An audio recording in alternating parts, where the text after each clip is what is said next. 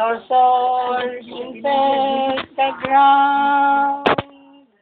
He comes to make His blessing flow. For us the curse is found. For us the curse is found. For us the curse is found. He rules the world with truth and grace, and makes the nations prove the glories of His righteousness, and wonders of His love, and wonders of His love, and wonders of His love. Memorya ko pa kasi. Ano la? Memorya ko pa. Ha? Kanta pala. Ha? Kanta pa. Hark the herald angels sing, glory to the newborn King.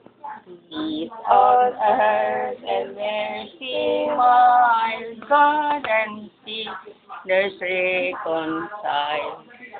Joyful all ye nations rise, join the triumph of the skies.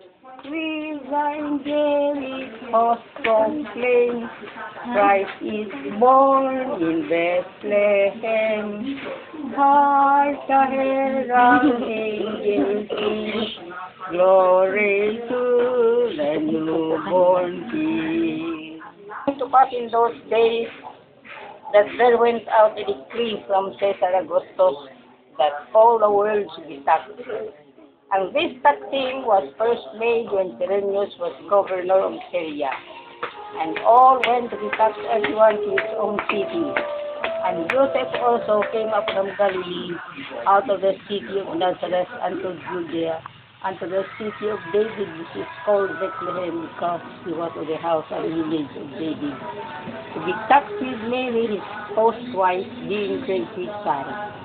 And so it was that while they were there, the days were accomplished that she should be delivered. And she brought forth her firstborn son, and wrapped him in swaddling clothes, and laid him in a manger, because there was no room for them in the inn. Now there were in the same country shepherds, abiding in the fields, keeping watch over their flock by night. And lo, the angel of the Lord came upon them, and the glory of the Lord shone round about them, and they were sore afraid. And the angel said unto them, Fear not, for behold, I bring you good tidings of great joy which shall be to all people. For unto you is born this day in the city of David a Savior, which is Christ the Lord. And this shall be a sign unto you, you shall find the baby wrapped in swaddling clothes lying in the manger.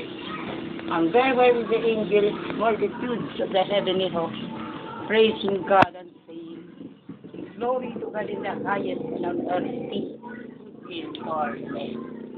It came to pass the angels were gone away from the midst of heaven.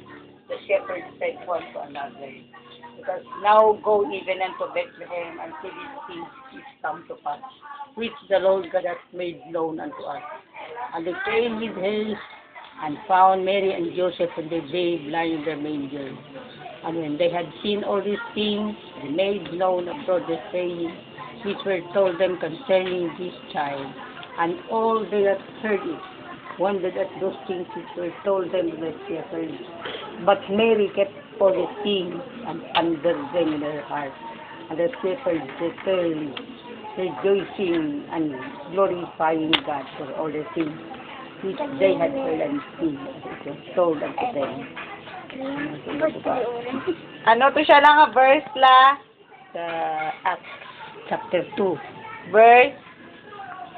Acts chapter 2. Verses?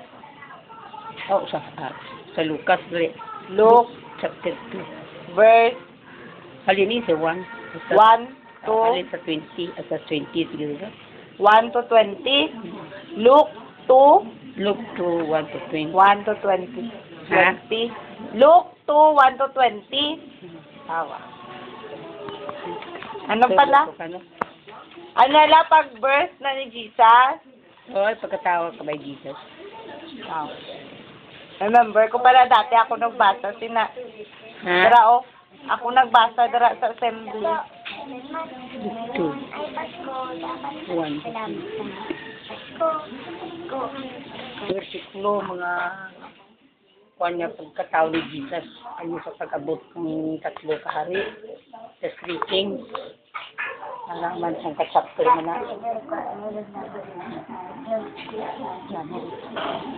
Kaya ay complete ay natao man sa manger. Manger na. In brown, Santos Wadling Clues.